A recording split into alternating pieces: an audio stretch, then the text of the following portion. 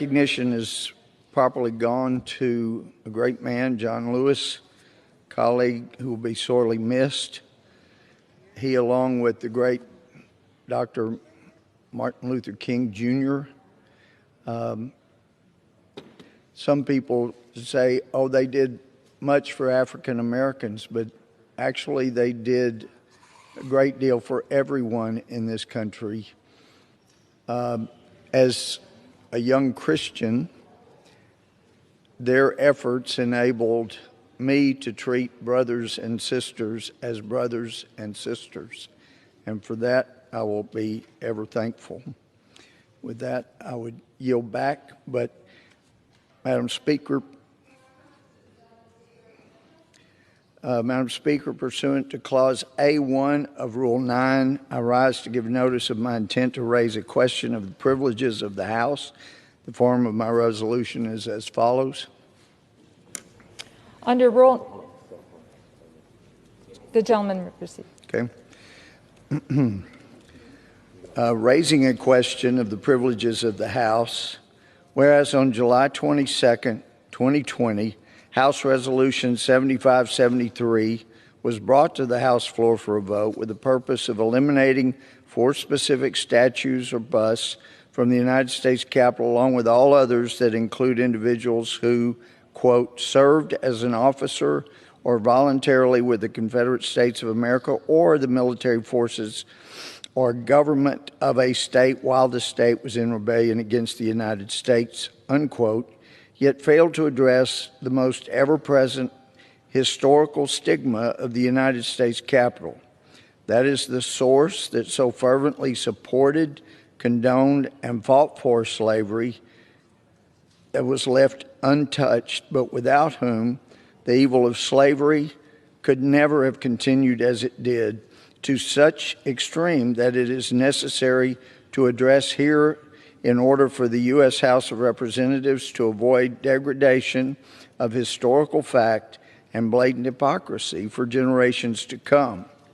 Whereas the Democratic Party platform of 1840, 1844, 1848, 1852, and 1856 states, quote, that Congress has no power under the Constitution to interfere with or control the domestic institutions of the several states, and that such states are the sole and proper judges of everything appertaining to their own affairs, not prohibited by the Constitution, that all efforts of the abolitionists or others made to induce Congress to interfere with questions of slavery are calculated to lead to the most alarming and dangerous consequences, and that all such efforts have an inevitable tendency to diminish the happiness of the people and endanger the stability and permanency of the Union, and ought not to be countenanced by any friend of our political institutions, unquote, again from the Democratic Party platform of those years.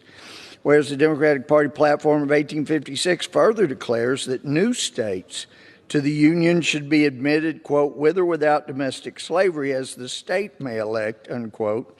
Whereas the Democratic Party platform of 1856 also resolves that, quote, we recognize the right of the people of all the territories to form a constitution with or without domestic slavery, whereas the Fugitive Slave Law of 1850 penalized officials who did not arrest an alleged runaway slave and made them liable for a fine of $1,000, which is about $28,000 in present-day value.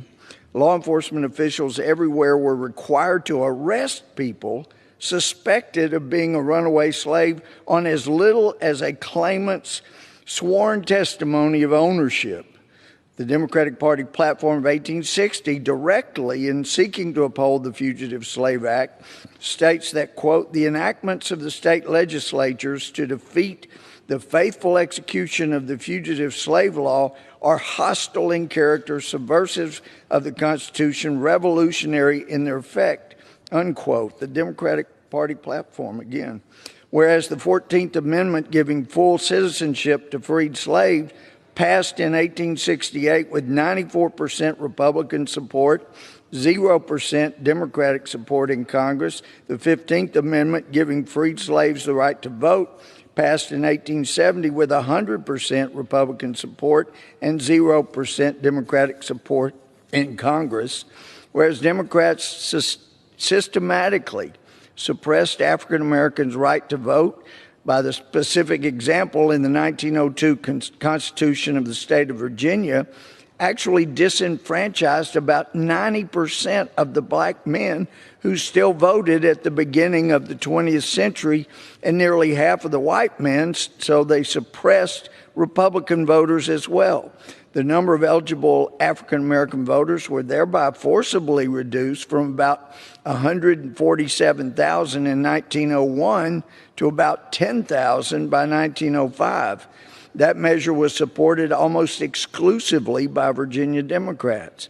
And whereas the Virginia 1902 Constitution was engineered by Carter Glass, the future Democratic U.S. Representative, Senator, and Secretary of Treasury under Democrat President Woodrow Wilson, who proclaimed the goal of the Constitutional Convention as follows, quote, this Democrat exclaimed, quote, discrimination. Why, this is precisely what we propose. That's exactly what this convention was elected for, to discriminate to the very extremity of permissible action under the limits of the federal Constitution with a view toward elimination of every, and I won't use his word, but African American voter who can be gotten rid of legally, unquote, which was said by a Democrat and applauded by his fellow Democrats. Whereas in 1912, Democratic President Woodrow Wilson's administration began a racial segregation policy for U.S. government employees, and by 1914, the Wilson administration Civil Service instituted the requirement a photograph be submitted with each employment application. And whereas the 1924 Democratic National Convention convened in New York City at Madison Square Garden, the convention commonly was known as the Klan Bake due to the overwhelming influence of the Ku Klux Klan in the Democratic Party. And whereas in 1964, the Democratic Party led a 75 calendar day filibuster against the 1964 Civil Rights Act, whereas leading the Democrats in their opposition to civil rights for African Americans was a member of the Democratic Party, Senator Robert Byrd from West Virginia, who was a known recruiter for the Ku Klux Klan. Whereas Democrats enacted and enforced Jim Crow laws and civil codes that forced segregation, restricted freedoms of black Americans in the United States. Whereas on June 18, 2020, House Speaker Nancy Pelosi ordered the removal from the Capitol portraits of 4 previous speakers of the House who served in the Confederacy, saying that these portraits, quote, set back our nation's work to confront and combat bigotry, unquote. The men depicted in the portraits were Democrat Robert M.T. Hunter, Democrat Howell Cobb, Democrat James L. Orr, and Democrat Charles F. Crisp.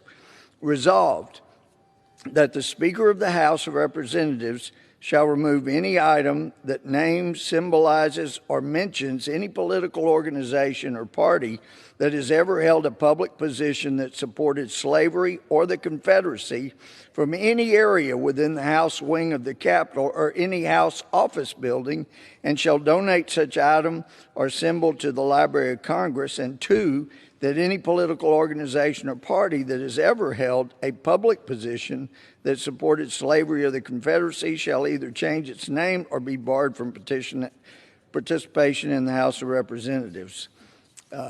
With that, I would yield back.